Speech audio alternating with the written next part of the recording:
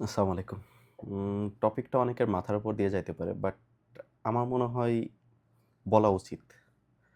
বর্তমানে এমন একটা সময়ে আছি, গুটি কয়েক লোকের কাছে শুধুমাত্র টাকার কন্ট্রোল, ইয়ানি মানে আর্থিক কন্ট্রোল। সো আপনি কোনো কিছু করতে পারবেন না। মনে করেন আপনি আপনার কালচারাল কোনো কিছু হিসাব করে রাখতে চাবেন, আপনি পারবেন না। মনে করেন আপনি আপনার কোনো কিছু ওয়ারিশকে দিয়ে যেতে চান যে এই ধরনের কাজ করতে হবে, আপনি করতে পারবেন না। কারণ একটা নির্দিষ্ট সময় পর এটা ব্রেক হয়ে যাবে। আ মনে করেন আ শহীদ ওসমান হাদি উনি যেটা রাইখে যাইতে চাইছিলেন, উনার যেটা দর্শন ছিল যে মধ্যবিত্ত, নিম্নবিত্ত এবং উচ্চবিত্তকে একই লাইনে নিয়ে আসা। আসলে আমরা জানি না উনি আরো কি চাইছেন। বাট সেই জিনিসটা উনি করতে সফল হয়েছিলেন অলমোস্ট। তার আগে তাকে থামায় দেওয়া হইছে। আচ্ছা, যদি তার চিন্তাভাবনাগুলাকে আমরা ধরে রাখতে পারতাম। আ সেকেন্ডলি কিভাবে একটা ভালো সমাজ হইতে পারে? এত হানাহানি, খুনোখুনি অথবা এই গণতান্ত্রিক সমাজে আ শুধুমাত্র ২ টা দল বা ৩ টা দল এর ভিতরে এক্সচেঞ্জ করে এক দল মারবে কাটবে, আরেক দল বলবে, "না, আমার কাছে আসো, আমি ভালো।" এরপর এই দল মারা শুরু করবে, আরেক দল ভালো হবে। এইরকম ৩-৪ টা দলের ভিতরে ঘুরফির করা একটা সো কল্ড গণতন্ত্র, যেটা শুধুমাত্র শান্তির নামে হানাহানি সাপোর্ট করে এবং এর বাইরে আপনার সম্ভব না। কারণ আপনাকে তো আগেই ভাগ করে দেওয়া হয়েছে ৩-৪ টাতে। তো একটা ফিলোসফি আকারে যদি আপনি কোনো কিছু প্রিজার্ভ করতে চান, সেক্ষেত্রে কি করা উচিত আমাদের? আরেকটা উদাহরণ দেই, সেটা হচ্ছে 'প্রথম আলো' যখন ইতিহাস বিকৃত করার চেষ্টা করছে। না জানি ৭১ এর ইতিহাস কিভাবে বিকৃত হইছে, ৯৬ এর ইতিহাস কিভাবে বিকৃত হইছে। ৪৭ এর কথা তো আমরা ভুলে গেছি। ৪৭ এর কথা বলা যাবে না। কারণ সেইখানে মূল যে ম্যান্ডেটরি যেই সাবজেক্টটা, সেই জিনিসটা যাতে আমাদেরকে স্কিপ করানো যায়, সেই কারণে ৪৭ এর কথা বলা যাবে না। আবার ২৪ এ এক দফার ঘোষক আনু মোহাম্মদ, এইটা আমরা শুনতেছি, আমরা প্রোটেস্ট করতেছি। বাট তাদের যেটা দর্শন সেটা কিন্তু তারা করে ফেলাইছে।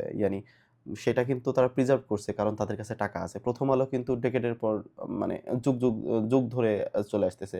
ইনকিলাব, আ দৈনিক ইনকিলাব বা এই ধরনের বিভিন্ন পত্রিকা আছে যেগুলা বিভিন্ন এজেন্সি ফান্ডেড। সো আপনি এদের সাথে পারে উঠবেন না। সো আপনার এখন কি করা উচিত?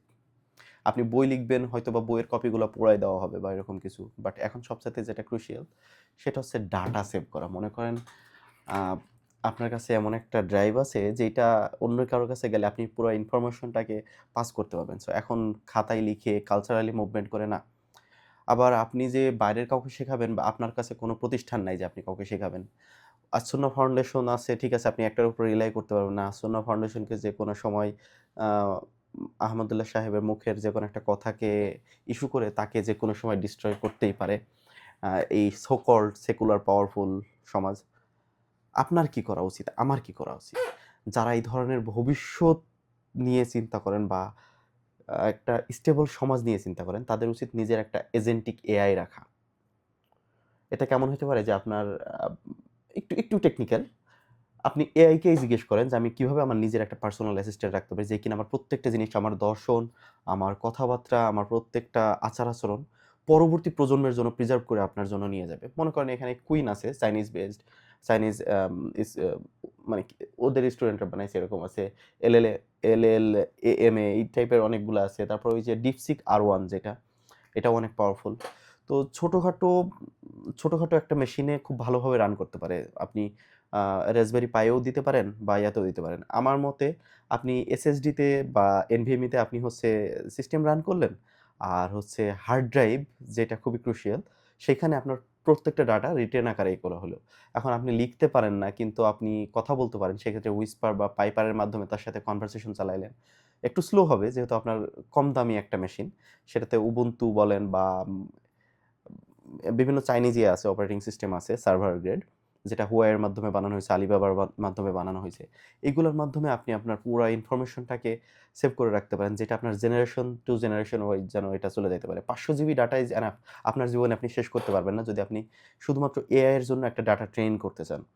তো আমার মনে হয় প্রত্যেকের এখন রাখা উচিত। আ না হলে অন্ধভক্ত তৈরি হবে। আপনার পরবর্তী প্রজন্ম অন্ধভক্ত তৈরি হতে পারে। মনে করেন জিয়াউর রহমান আ কোন একটা দর্শন রেখে গেল যেটা খুবই ভালোভাবে প্রিজার্ভ। তাহলে হয়তোবা এখন তারেক জিয়া কোন কিছু করতে পারত। কিন্তু সেই খাল খননের গল্প দিয়ে এখন একটা ধান্দার রাস্তা তৈরি করতেছে। সো আপনার পরবর্তী প্রজন্মকে যেন গালি না দেয় বা আপনার পরবর্তী প্রজন্ম যেন আপনার এটাকে বিকৃত করতে না পারে, আপনার একটা অ্যাসেট রেখে যাওয়া উচিত। অন্তত একটা মেমোরিতে হইলেও। হার্ড ড্রাইভ থেকে মেমোরিতে ট্রান্সফার বা আপনি মারা যাওয়ার আগে সেই জিনিসটা সেরকমভাবে করা যে অমুককেই দেওয়া হবে। আহ আপনি করতে না পারেন কিন্তু এআই সেটা করতে পারবে। আপনার সেই এজেন্ট সেটা করতে পারবে। এর চাইতে ভালো সম্পদ আপনি আপনার পরবর্তী ওয়ারিশকে দিয়ে যাবেন। আপনার বাড়ি-গাড়ি কিছু দিয়ে যাওয়া লাগবে না। আপনার এটুকুই অনেক। আমার মনে হয় অনেক বলে ফেলছি বাট এটা খুবই ক্রুশিয়াল। কয়জন মাথায় রাখবেন জানি না। আমি তো আমারটাকে করে যাব।